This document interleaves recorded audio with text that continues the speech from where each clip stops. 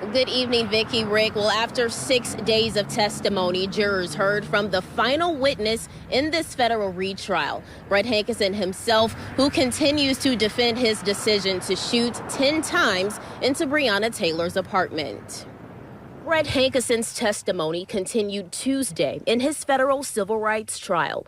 The former LMPD officer was grilled on the stand for nearly 4 hours as prosecutors pressed him about shooting 10 times during the Breonna Taylor raid in March of 2020, endangering the lives of innocent people, notably Taylor and her 3 neighbors. And in the U.S. attorney's words, guessing where a target was because the windows he fired into were covered.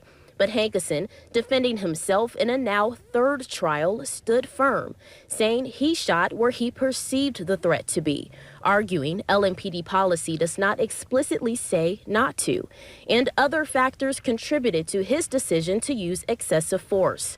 An officer was shot by Taylor's boyfriend, and police were engaged in a shootout with someone using an AR-15 rifle.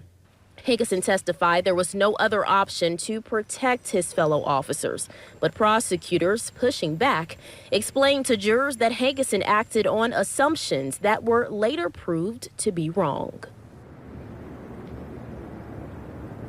And now that Hankison has finished testifying and both sides have rested their case, we're expected to hear closing arguments tomorrow, meaning the jury is closer to getting this case and starting those deliberations. Now, I will note that when the jury was dismissed today, there was a bombshell discussion where Hankison's defense team tried to reintroduce the argument that Breonna Taylor was not alive at the time that Hankison fired those shots in an attempt to say he did not violate her civil rights. Now, it just appears that his defense team is exhausting all options as this trial appears to soon wrap up, but it will enter day 11 when it resumes tomorrow. Live from downtown Louisville, I'm Alexis Matthews, WLKY News.